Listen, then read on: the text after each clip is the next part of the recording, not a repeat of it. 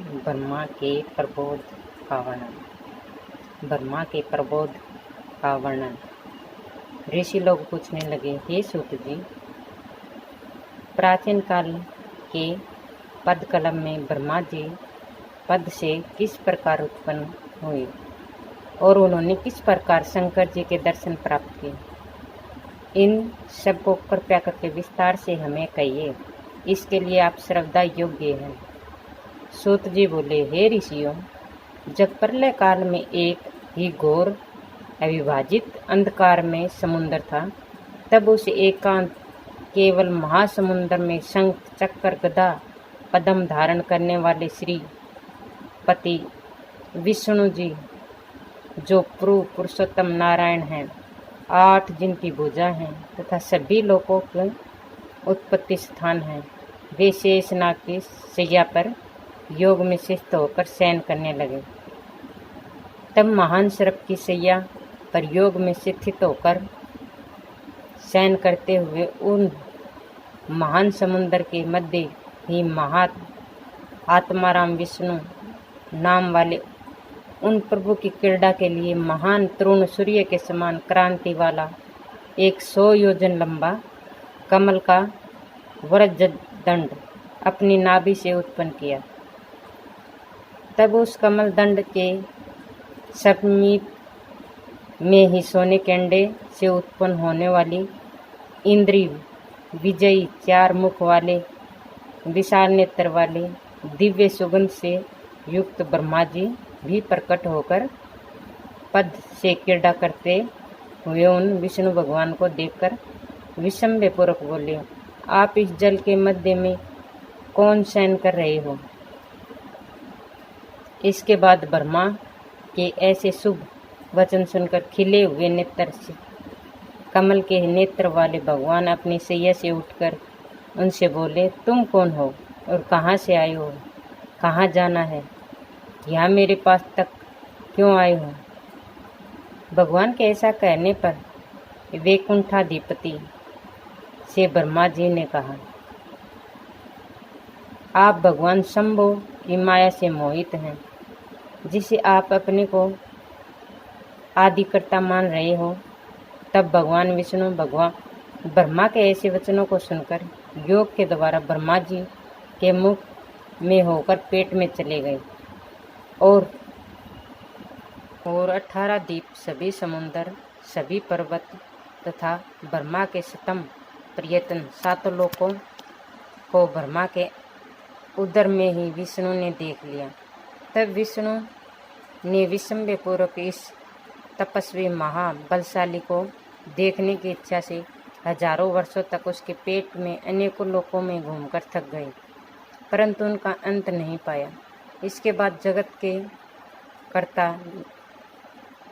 नारायण भगवान उनके मुख से निकलाए और पुनः ब्रह्मा जी से कहने लगे, आप आदि अंत से रहित हैं तथा मध्य भी नहीं, न ही कोई दिशा है। मैंने आपके उदर में आपका अंत नहीं देखा। ऐसा कहने पर पुनः भगवान हरि ब्रह्मा से कहने लगे, हे निष्पाप ब्रह्मा जी, ऐसा ही आदि अंत से रहित शाश्वत मेरा भी उदर है, उसमें भी प्रवेश करके आप सभी चीज़ों को देखेंगे। तब उसकी विस्मय की आनंदमय वाणी को सुनकर ब्रह्मा जी उन श्रीपति हरि के उदर में प्रवेश कर गए। उनके पेट में अनेकों वर्षों तक घूमते रहे, परंतु उनका भी कोई अंत नहीं देखा।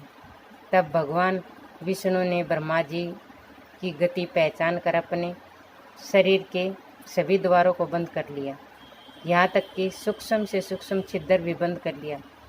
सभी द्वारों को बंद हो जाने पर अपने शरीर को सूक्ष्म करके कमल की नली के द्वारा ब्रह्मा जी बाहर आए।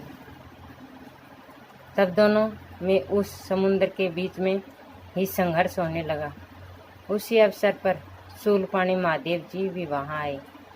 शीघ्रता से चलते हुए उनके पैरों से पीड़ित जल की बड़ी बड़ी बूंदें शीघ्र ही आकाश में उड़ गई और अति गर्म और अति शीतल वायु चलने लगी।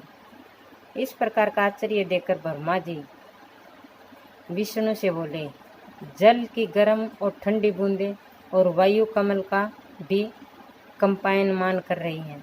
सो आप कहो कि आपसी अन्य है ये और कौन है? आप क्या करने की इच्छा कर रहे हैं? ब्रह्मा जी के द्वारा मुख से ऐसा कहने पर भगवान बोले कि कमल में स्थित तुमको ऐसा क्यों संशय हो रहा है? इस पर वेद निधि ब्रह्मा जी बोले, मैं पूर्व तुम्हारे जानने की इच्छा से उदर में घुसा था। मेरे उदर में जैसे लोक हैं हे प्रभु, वैसे ही आपके उदर में भी देखे। तुम्हारे वश में करने की इच्छा से हजारों वर्ष तक घूमा। तब हे महाभाव, आपके शरीर के द्वारा सब द्वार बंद हो गए थे। तब तो विचार पूर्वक अपने तेज से नाभि प्रदेश कमल से सुत करके निकल कर बाहर आया। हे प्रभु, अब आपको कुछ भी खेद नहीं होना चाहिए।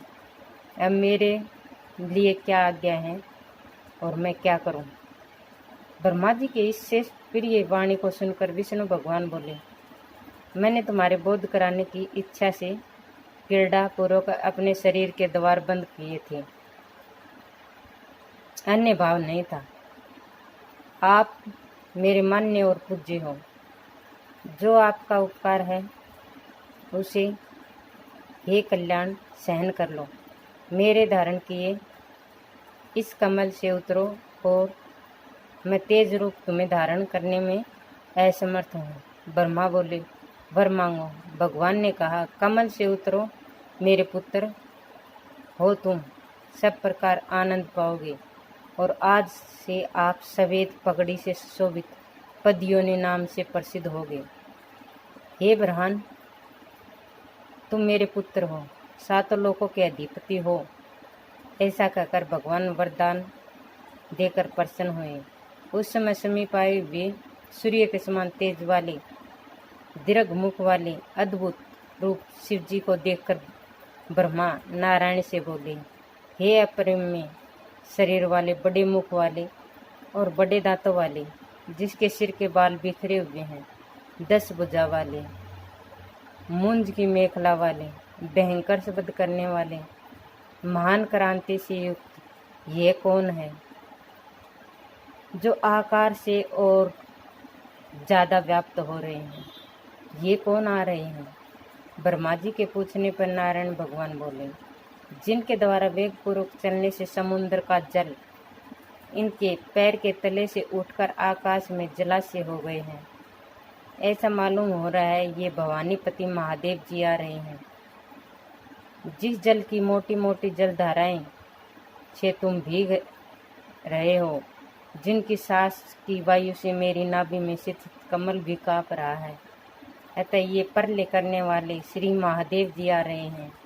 आओ हम तुम दोनों वर्षभध्वज महादेव की स्तुति करते हैं। यह सुनकर ब्रह्मा जी क्रुद्ध होकर विष्णु भगवान से बोले कि आप अपने को लोक का स्वामी जानते हो और मुझको लोकों का रचने वाला ब्रह्मा जानते हो। हम दोनों के अतिरिक्त यह शंकर नाम वाला कौन है? ऐसे क्रोध के वचन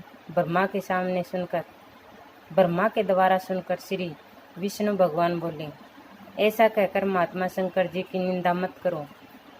महायोगेश्वर, धुराधरस, वरप्रद, इस जगत के कारण पुरुष बीजी ज्योतिष स्वरूप शंकर है।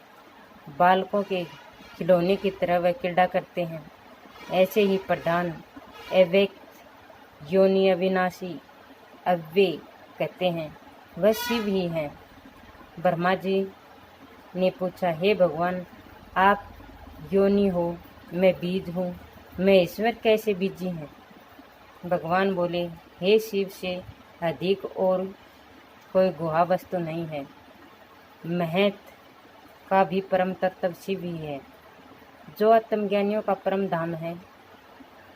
यह शिव अपने स्वरूप के 2 भागों में बांट देते हैं, एक निष्कलंक अव्यक्त और दूसरा सकल सगुण के समागम से वह समुद्र में हीन अंड होता है। हजारों वर्षों तक वह अंड जल में तरता रहता है।